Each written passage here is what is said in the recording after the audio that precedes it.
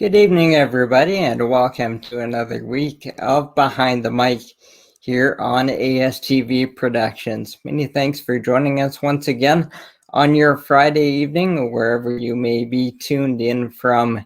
We have a fun show lined up for you this evening. I'll be joined by a few of my former colleagues from my West Coast League baseball days.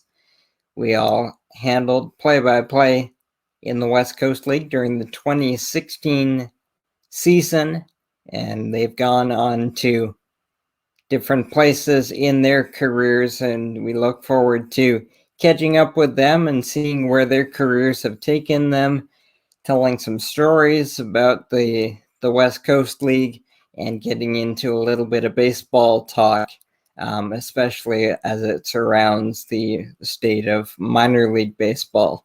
So we look forward to the show tonight. It's going to be a lot of fun. Hopefully you enjoy it and learn a little bit of something as we talk to Zach BIGLEY from the Frisco RoughRiders, Mick Tidrow from Beck Sports in North Dakota, and Tom PRIZEMAN from Jomboy Media. We're going to take a break here and come back on the other side with our guests and start our baseball roundtable episode of Behind the Mic here on ASTV. And before we do, we will remind you that we are live every Friday night on astvproductions.com, as well as ASTV's Facebook page. And our website is where you can find all of our show archives, as well as the live and archive versions of all of our other shows and live game broadcasts here on ASTV. So once again, thanks for tuning in. We'll take one more break here, and we will be back on the other side with more Behind the Mic on ASTV.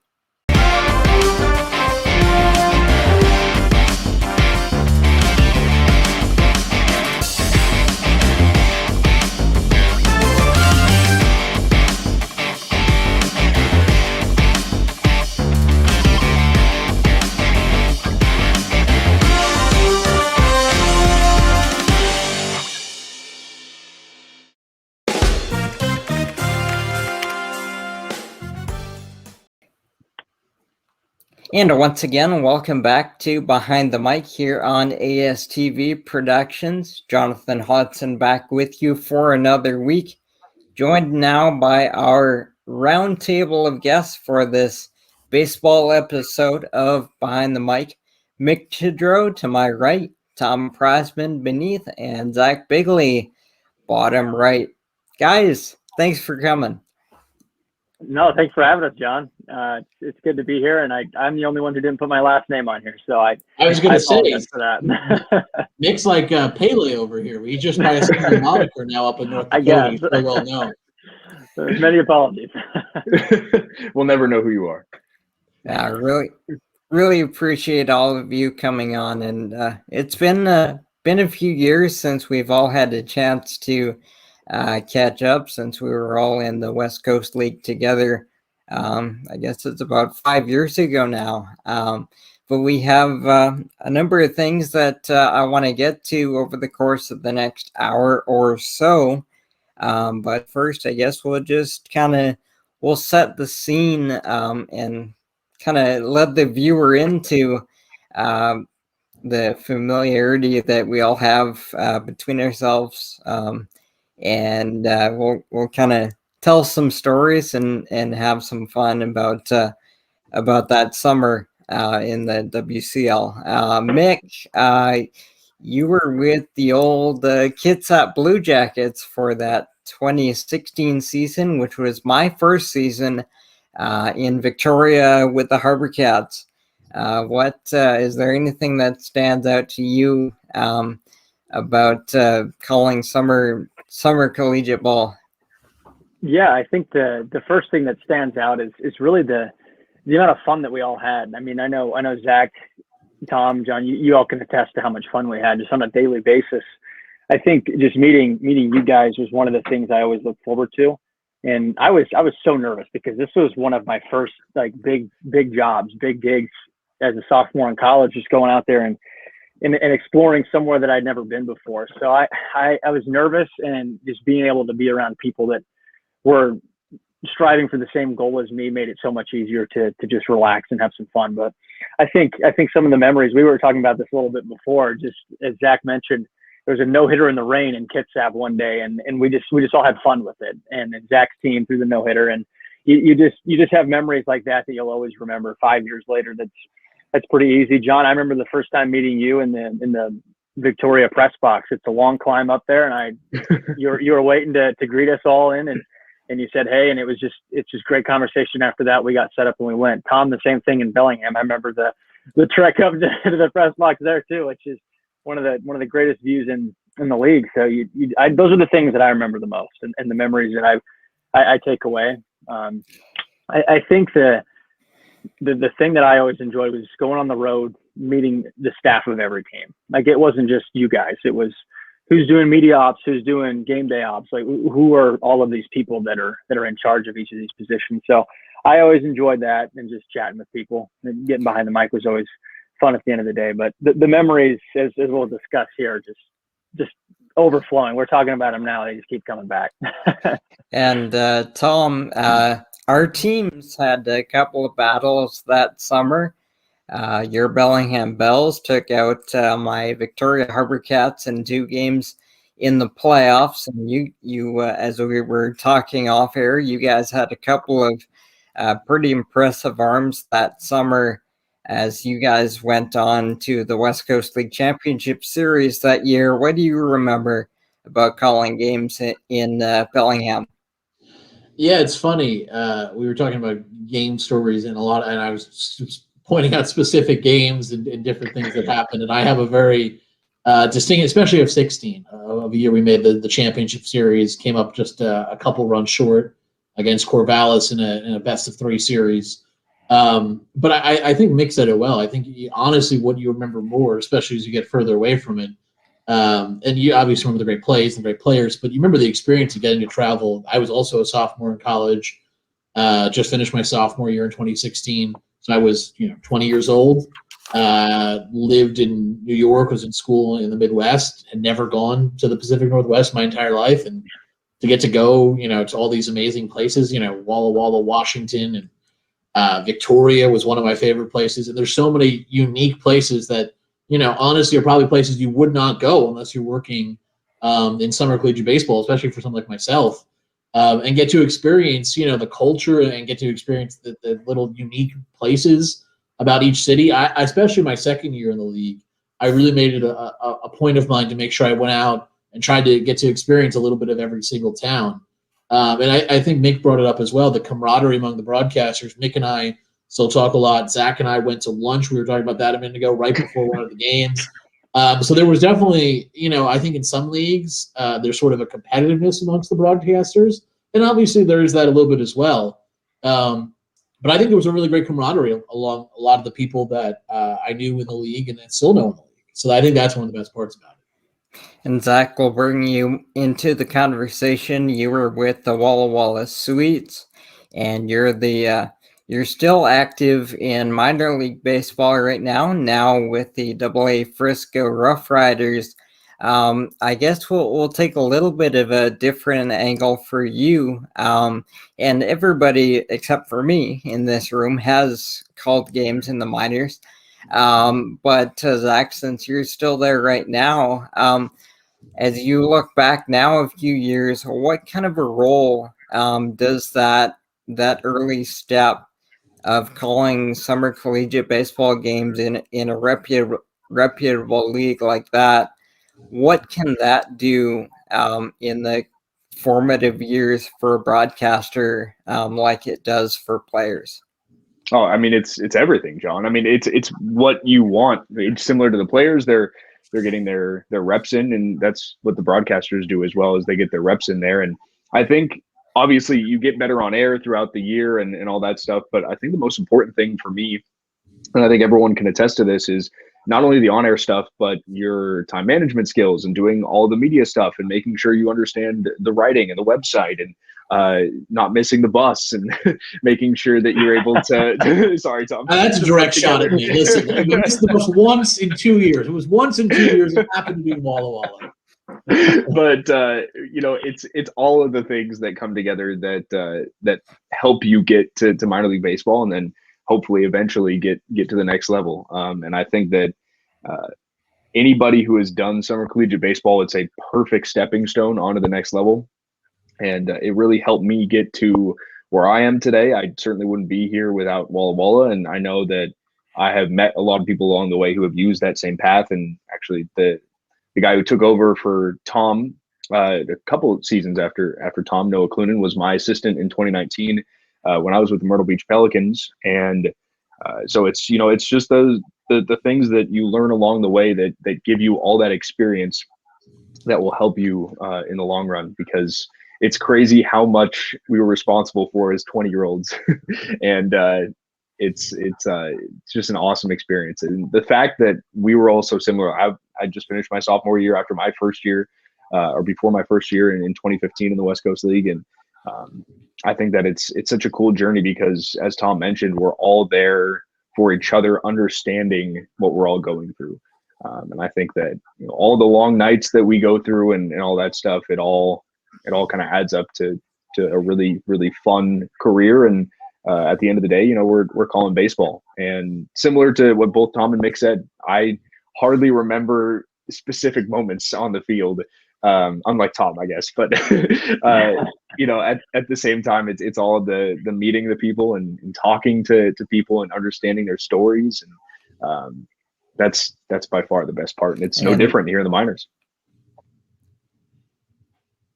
And something that I've talked to a lot of broadcasters about over the course of time on this show is having people that will help you along the way. And most of the time, I've been talking about that subject in the context of, having somebody who's more established than yourself to help you up. But as you were talking, really all of you were talking about those relationships that we formed in the press box, calling against each other, hoping that our teams would beat your team on any given night. But like you guys all touched on, a few years down the road, that really doesn't matter anymore. But we've still got these relationships that, one of us can text you and say, hey, I've got this show. Do you want to come on?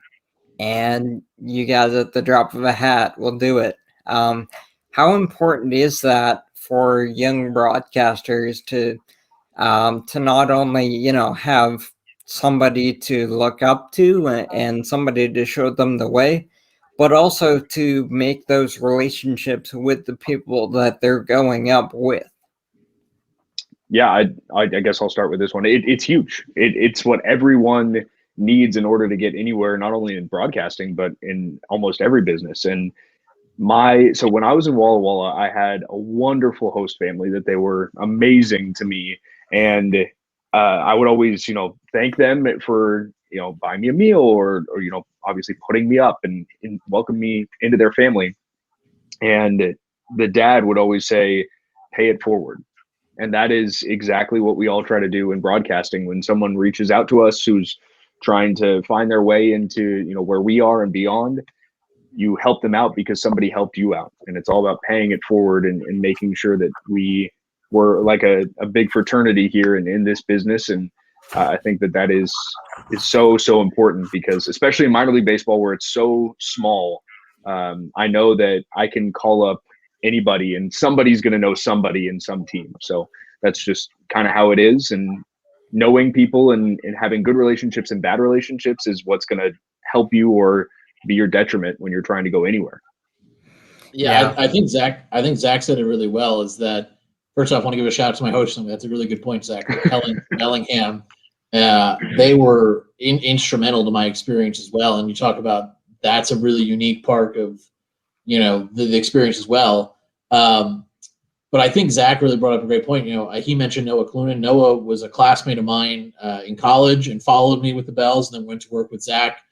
And so there was that sort of West Coast League fraternity that, I think helped Noah out a little bit as well. And I know from my own experience, I just spent an hour on the phone with the Bell's new broadcaster a couple of days ago talking about what, my experiences were and what I said it's 4 years ago now, so I don't know how much help I can be, but here's what I experienced. I'm the old guy now, so I don't know, how much has changed. I haven't been to a couple of places, but here's what I can pass on. And I had people who did that for me. Before Dave Grant, I know was a broadcaster, reached out to me, who was with the Bells before I was there. So it's all about, as Zach said, someone gave you that opportunity, and now, as much as I can, you try to give it back to people just the same way, because I think Zach brought up as well that minor league baseball and broadcasting in general, everybody knows everybody. So if you're not nice, if you're someone that people don't want to work with, that's going to get out just as much. But we were really lucky, I think, in the West Coast League that every single person, by and large, was someone that you wanted to stay in touch with, that you still, were rooting for their success. And, I'm so, like, Zach right now is absolutely killing it in Double A. Like, can we talk about that? And then Mick basically running the state of North Dakota. Like, I'm so fired up for them that they're getting to do these really awesome experiences. And so that's part of that as well. And yeah, so, I echo what Zach and Tom said. I think that those two have nailed it on the head. And I think that, I guess, just add on real quick, I think you can't be afraid to take the leap and create new relationships and friendships outside of your comfort zone too. So I leaned on Zach, Tom, John. Throughout the course of the WCL season, it was easy for us to become this great friend group. But I always wanted to make it a point of, you talk about mentors, really putting yourself out there and just letting people know who you are. It could be anybody that works in minor league baseball at the time. It could be somebody who works at a college or a network, just letting people know that you exist and starting to create a relationship and rapport with somebody really helps your confidence, your ability to connect with people. And then I think that also helps your ability to pay it forward, like Zach and Tom said, because now you're in a position where you've reached out to somebody, they're helping pay it forward. That gives you the experience of knowing what to do when the next person comes knocking at the door. Hey, can I get some help? And just being able to go down the ladder, down the line and help people is something I think that the WCL is very good at doing. And I don't even think it's a point of like, you go in and there's not a lesson plan on how to pay it forward or anything. It's just somehow that league helps create that vibe to where people want to do that. And I think it's a special place. Yeah, and you'll be surprised as to how helpful people will be. Reach out to Tom, reach out to John, reach out to Mick if you can find him, because you don't know his last name. But people are going to help you, and that's the great thing about this business. I thought you were going to go with a North Dakota joke there, but I'm glad you went for the no last name joke. That was a good swerve. I appreciate it. No, but as you said, I think one other thing about the West Coast leagues, I know we're running short on time here, they talk a lot about it's a preparation for the players.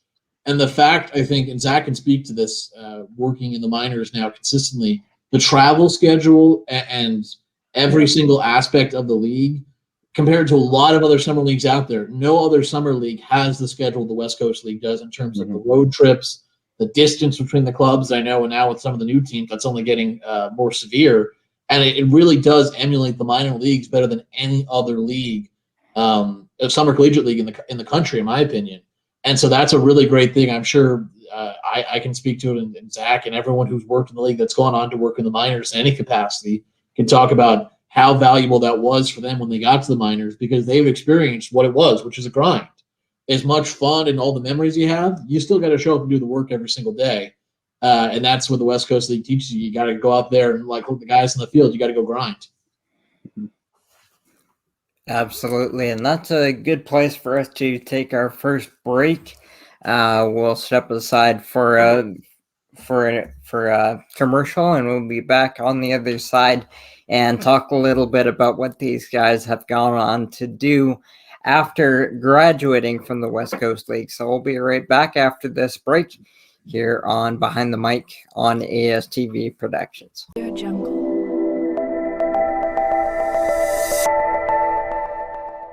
Audio Jungle.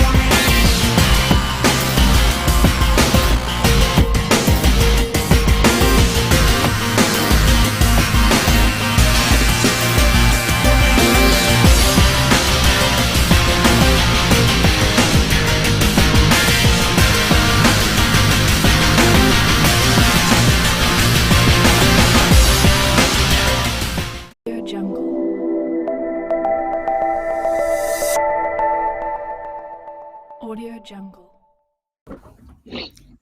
And once again, welcome back to Behind the Mic here on astvproductions.com and on Facebook. Jonathan Hodgson joined this week by my baseball roundtable, Mick Tidrow, Tom PRIZEMAN, Zach BIGLEY. It's been a great evening so far, discussing a bunch of different things. And here on our final block, I wanted to get back to a little bit more shop talk, broadcaster shop talk, with some quick hitters on some of your perspectives and some more of your experiences to kind of speak to the fellow broadcaster out there who might be in the situation that we were all in together a few years ago, like we talked about off the top of the show. And we'll have a little bit more fun, of course, with stories and whatever, but something that I wanted to throw out there because I think it has some value is I wonder if any of you guys have had moments of, whether you want to call it adversity in your career or unsure or crossroads, and what that looked like and kind of what the path you took to and how you were able to get through that moment and keep going. Yeah, I kind of want to jump on this because we talk about calling games, and this is shop talk. And I sit here, I haven't called a game now in 13 months. It was February of 2020, and that's largely due to the pandemic.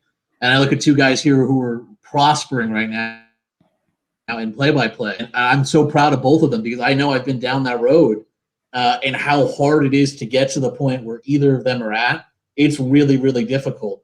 And a lot of it comes down, there's so many talented broadcasters out there right now that it comes down to so many things outside of that. And so the last, 6-7 months, I've kind of been at this crossroads where you go, what is my play-by-play future? I've grown up my entire life wanting to be a play-by-play guy. And I took a job right now with Jomboy Media with no play-by-play involved at all. And I took that because I thought for myself, this is the best opportunity to do what I love, which is talk about baseball, be involved in baseball, do all these things. I really fell in love with video production, a lot of the aspects around that, and storytelling in a different way, right? Obviously, storytelling through play-by-play is one way. And I think what's so exciting about play-by-play now is you look at people like Mick and Zach, and that's one way of doing play-by-play. There are so many different avenues right now to be a play-by-play guy. And it was something I talked about with a lot of people in my life. And for me to kind of have to give up the idea right now, at least for the immediate future, of being a full-time play-by-play guy, it hurt. And it did. But the opportunity to still be able to freelance and do it on the side and continue to keep your foot in that door is something that I'm really glad I get to do. And it's something that, I don't think 20, 50 years ago was necessarily an option. So the fact that I'm able to kind of work in both of these worlds and do podcasts and work with, Jomboy and Ian Happ and all these great opportunities and continue to do some of the play-by-play on the side.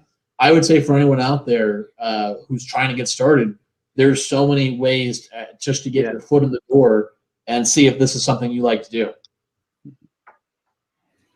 Yeah, I'll piggyback off of that. I mean, just not to go off on too much, but I think that a lot of people had kind of not necessarily a midlife crisis, but definitely a deep look at their lives during the pandemic. And I think that there are so many different avenues that you can take, obviously, with the degrees that we have. Obviously, these two with much more education than me, but there are a lot of different ways to go forward with the journalism career, the communications career. And I think that I realized having a free summer, really, for the first time in my professional life, I was like, wow, well, this isn't half bad. I got to spend a lot of time with my girlfriend, and we had, some long talks about what I wanted to do with my future and what she wanted to do with hers. And I think that, it's a really tough lifestyle to be a part of because it is, every single day, all day during the summer. And the pay is not good. And that's not a surprise or, a well-kept secret whatsoever. But I think that when you love what you do, you need to chase that. And that is certainly what I'm doing. I know that's what Mick's doing and what Tom's doing. We're all just kind of chasing that and wanting to be happy with what we do in life.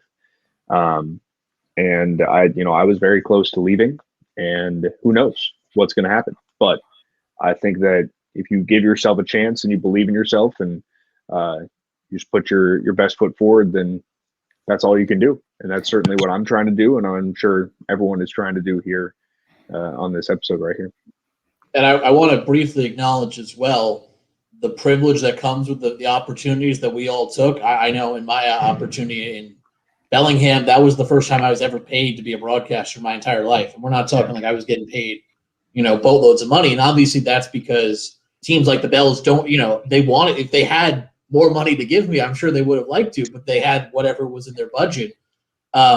And so you see things like the Black Play-by-Play Sports Fund, which is a great thing that was started during the pandemic, and the opportunities for people who are underprivileged. Because right now you look at broadcasting, it is mostly a male, white dominated industry because of the fact that you have to have enough, whether it's someone in your life, whether it's your parents, whether it's your family, whether it's you. So you have to have a way to get by during those early lean years where you're not going to make a lot of money.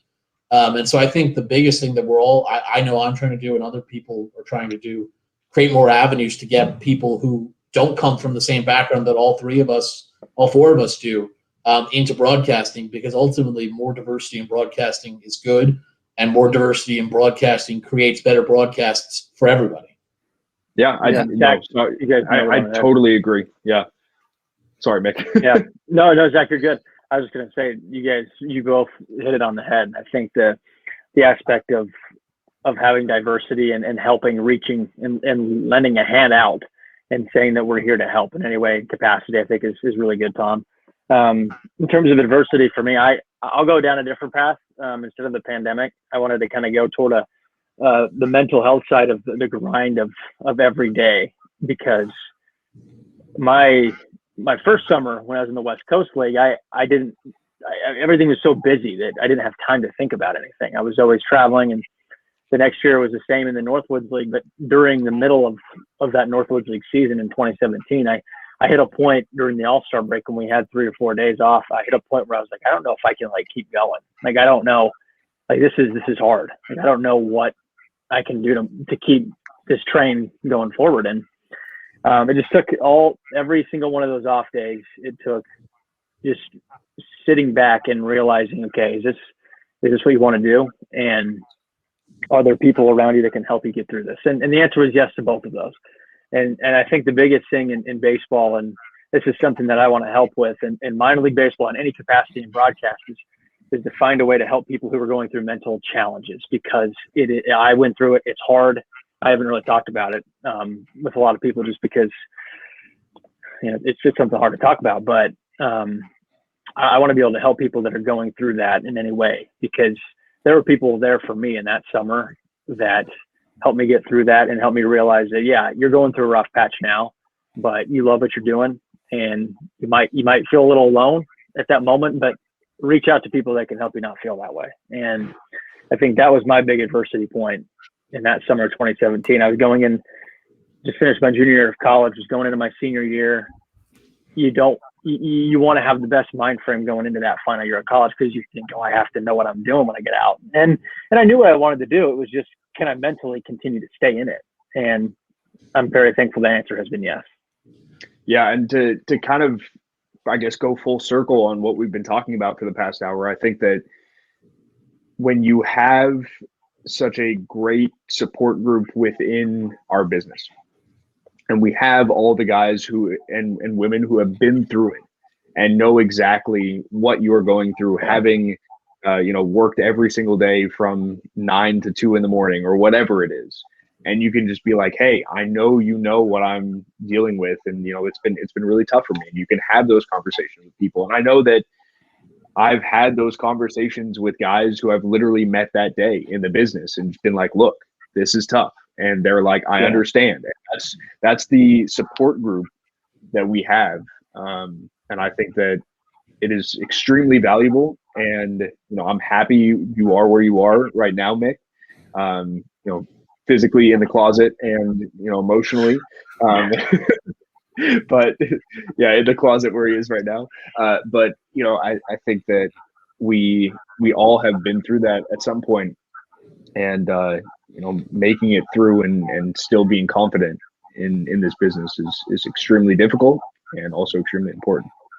I appreciate that, Zach, and it's people like you guys that help that, and it's something that's as simple as just leaning on somebody, and I think the open arms in the nature of the broadcast world, people are there for you. And my host mom too was somebody that I was like, hey, I could just go talk to her, and she was there to help. And it's just like you need to let your feelings out. You can't hold these things in. I've learned, and when you do it just makes things harder for you. And some people can cope that way, but I have found that I've had to verbalize those things. And shout out host families. It's a tough business to be in, but the host families, man, I'm telling you, they make great food. They know what they're doing. Everybody knows what they're doing. No, I reached a similar point at the end of same year, 17, and I desperately the next year wanted to get back into baseball broadcasting, and not being in that summer of 18s. And Zach talked about this a little bit too. The first time that you have a 4th of July off. My birthday's June 29th. I had my birthday off for the first time in 6 or 7 years. And I had been on since I was a sophomore in high school. I had been working, trying to be a minor league baseball broadcaster. And when it didn't happen for me in 18, it was actually one of the best things that's ever happened for me, because I don't know if I would have made it through the 18 summer. Because if you do, I give you guys both so much credit for continuing to grind every single day. Because if you're on that path for 6 or 7 years, you're burnt out by the end of it. You're at your wit's end. And I think that's one thing right now that's not talked a lot about in the sports industry is you see so many people leaving so young to go do something else, because it requires all of your dedication, all of your time, all of your hours, all of your commitment. Your life is your job, and it gives you very little money, and it asks all of these things of you at such a young age. And at a certain point, someone who's 31 years old doesn't want to do that anymore, or whatever age they're at. And so I think the biggest thing is trying to be more open about these struggles that people have in sports, because I think there's the idea that if you work in sports, you got it made, right? Like we get to go to the ballpark, whatever. But it is a challenge and it is a grind.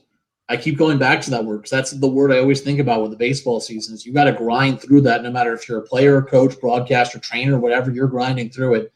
And so being open about, hey, that, we're getting to do what we love, but the way the industry is right now is not sustainable for anybody, I think is really key, because otherwise you're going to have people whose mental health is not okay. And I think that's one of the good parts about living when we do is that we can be open about, hey, our mental health right now is not where it should be as an industry. And how do we take steps to help people get the support they need? And how do we, change the industry in some ways to make it better?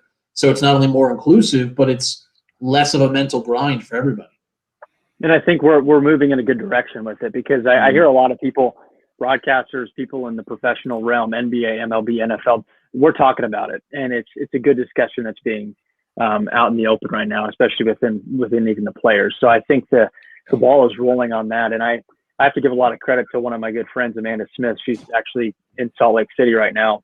I went to school with her at Ball State. She's gone through so much. She works at a restaurant and then part-time does analyst work with the Pac-12 network in a ESPN radio station. And she's gone through all of that, and she's documented that and how hard it's been for her. And I think just having support groups like that just to help. And you go through the career. And I don't mean like the fact of not enjoying the day-to-day duties, because I love that. Even when I was at that point, I still love what I do. It's just, I need some people to help. I just need some people there right now. And it's as simple as that. It's a phone call from somebody. They can help pick you up or anything. So it's small things that add up pretty quick.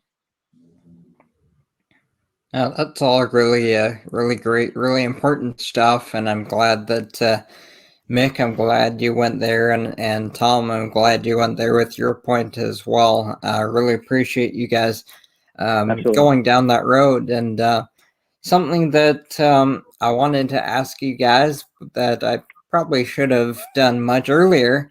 but I didn't want to let this end before asking it. Was kind of the typical softball question about kind of what got you into it, because when we were talking about the importance of the minor leagues, from a fan perspective, that local ballpark is what gets the fans into it. And talk to any broadcaster, there's going to be somebody that they listen to as a little kid, or somebody that they watched that put the seed in their brain about doing it themselves. So I wanted to go around the horn, to steal a cheesy cliche since we're on a baseball show, about who were you can go either way with this, but who was a voice that you listened to and that kind of put that seed in your mind, or you can take it the direction of mentorship, since we've talked about that as well. If there's been people in higher places, so to speak, that have mentored you along the way. Yeah, I guess I'll start. I grew up in the Pacific Northwest, huge Mariners fan. So I listened to a lot of the late, great Dave Niehaus and Rick Riz on Seattle Mariners broadcasts. And I still enjoy listening to Rick now and his partner, Aaron Goldsmith, and what they do so well on the Mariners broadcasts. My dad is from Cleveland, so we always had Tom Hamilton of the Cleveland Indians on in the background as well. So those were two broadcasts I listened to a lot. And then growing up an Oregon Duck fan, and having Jerry Allen, who's amazing and very well known in the college sports world. He was an incredible voice to grow up with, and I was so nervous the first time I met him, and he was so nice. And it's those guys were so influential in my life, and I think that there have been countless others, obviously, who I've listened to or who have been wonderful mentors, but I would not be here without listening to their passion and their overexcitement, which has fueled me. And yeah, that's definitely what's kind of led me to where I am. Zach mentioned Tom Hamilton. I just thought of this, that one of the best days I had as a broadcaster was not when I was broadcasting. I was working for the Yankees in town, and I remember Tom and their broadcast crew wanted like 2014. They asked me to pull some 2014 stats and go print it out, and it was a Sunday morning. And I remember I'd been there since 5 a.m. and I was kind of grumpy. And I was like, what are the Indians? What do they want? And so I just did it, whatever, and I went to go give it to them. And I ended up talking with Tom Hamilton and that broadcast team for like 45 minutes. And I mean, you talk about who was I? I was some Yankee intern that was bringing them notes at 10:15 on a Sunday morning. And he was like, tell me, what's your background? And we were talking about, all these different amazing things. And so it kind of goes back to what we said, that, again, who was I to even go and talk to him? And he spent all this time before a game, before a broadcast, sitting there and talking to me about his career and all these different things and asking all these questions about me. And it really does remind you that people paid forward. And he talked to people that paid it forward for him. And I know I talked about, being a minor league season ticket holder, and Zach talked about what it was like to play at the field that he, watched all those games at. A couple of years ago, I got to be just for one night, or 2 nights actually, I got to fill in for the Renegades broadcaster who was away, Josh Carey. And to even do that for just a couple of nights, the place where I'd grown up and I'd done color and I'd done all these things, but to be the voice of the team for a couple of days really was emotional for me. I was emotional because I knew how much that place meant to me, and to be in that broadcast booth after all that time, and I clipped a couple. They on the MiLB TV, they have a couple of plays or whatever, and I go back and look at them sometimes during this pandemic just to remind myself, like, hey, this is something. No matter what, that was something I always wanted to get to do, and the fact that I got to do it even just for a couple nights really meant a lot to me. So, yeah, I mean, those are definitely. Ian Eagle is a broadcasting influence as well. I want to mention, shout out him. Got to know him just a little bit, but again, so many talented broadcasters out there. No, you guys have mentioned some great names. I love all of those. I think the ones that stick out to me growing up, Bob Costas and Joe Buck, were always on the TV. So those two are the easiest ones to point to and listen.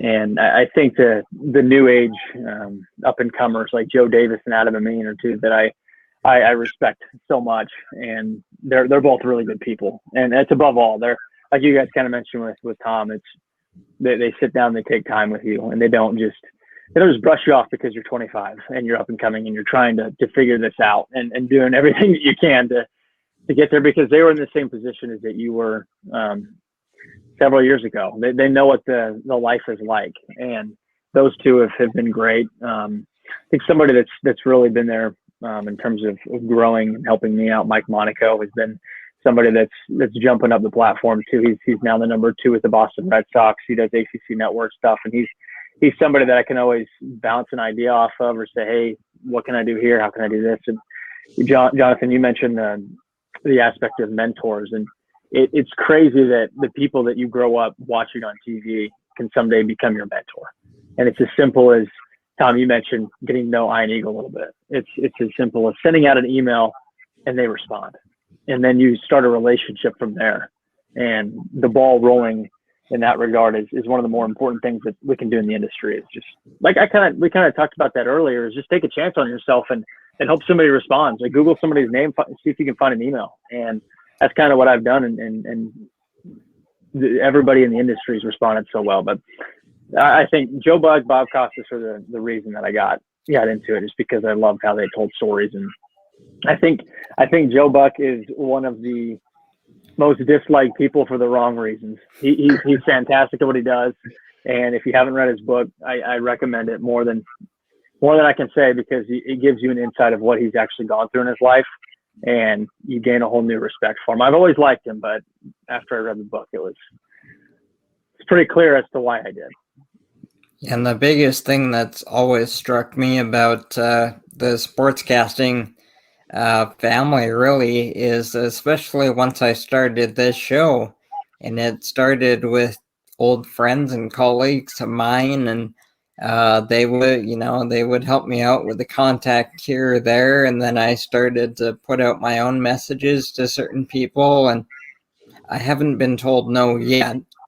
And there's been some really impressive people that have come on here, and the sentiment every time is that we have to remember that the people that have, quote, made it, they all started the same way you started. They remember the grind. They remember the questioning where this is going. They remember the all-day work days for little money. So I think it's important to remember that, because, they're who we watch and we listen to. We kind of look up at them a little bit, but in my experience, the sportscasters are some of the most accommodating people that I've ever met. And I'll throw mine into the ring because I'm the host and I get to do that. And I've brought it up a dozen times on this show before, but I don't care. I'll do it again. Mine is Jerry Howarth.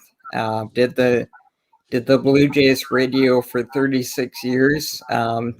He came in as Tom Cheek's partner for the 2 World Series in 92 and 93. And then after Tom sadly passed away, Jerry became the number 1 guy and did it for a lot longer with a couple of different partners. And he was kind of the voice of summer in Toronto and voice is synonymous with the Blue Jays. And I remember when I was taking over the Okotoks Dogs Western Canadian Baseball League play-by-play when I was 16. And Jerry was booked as our banquet speaker the winter prior.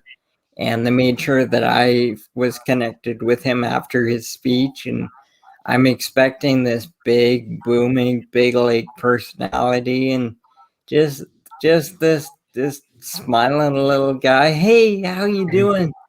And I don't know, 20, 30 minutes with me at this function with people trying to get his autograph and pictures. He just wanted to talk shop with me. Some 16-year-old kid he had just met. And we've kept in touch for the last, I don't know, 12 years or so. And when I was working in Victoria, I remember sending him a message and saying, Jerry, would you mind doing something for me? And so that spring, during batting practice at Fenway Park, he recorded a couple of intros of basically, hi, this is Jerry Howarth, and you're listening to Jonathan Hodgson on Victoria Harbor Cats Baseball. And I played those as the lead-in a couple times a night to my show. And every time I played it, it would be like, a what in the world? And I still have those files on my computer. But that just kind of illustrates what you guys were talking about. So, but really appreciate you guys coming on.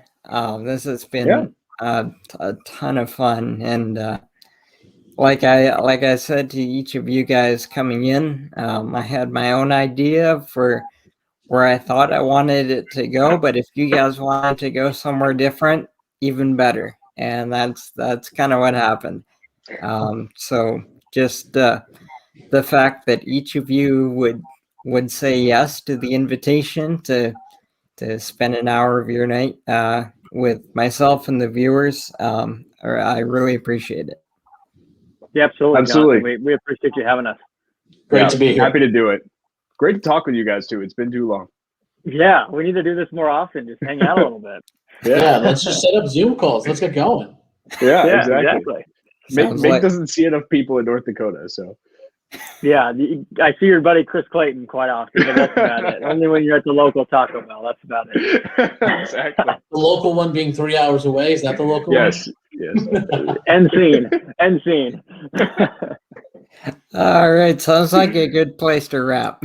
Right. So once again, Mick, Tom, Zach, thanks so much.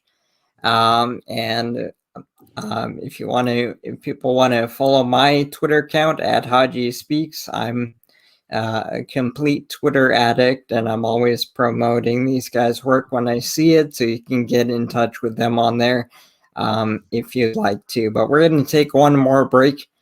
Thanks again to the guys. We'll be back on the other side of one more break for a very quick wrap up of tonight's show and a setup for next week's show here on Behind the Mic on ASTV Productions. Welcome to Pilot Mountain Hockey Academy, your world-class academic and hockey training facility created to maximize each student's athletic and academic potential. Blackjack Stewart Arena, home of the Buffalo, is inside the 46,000 square foot complex, as well as a curling rink and other facilities. The students have a unique combination of successful, well-rounded education at Pilot Mountain Collegiate Institute and the professional hockey training in an encouraging community. The years of experience of on-ice coaching propel our students to the next level, both mentally and physically, in a professional environment.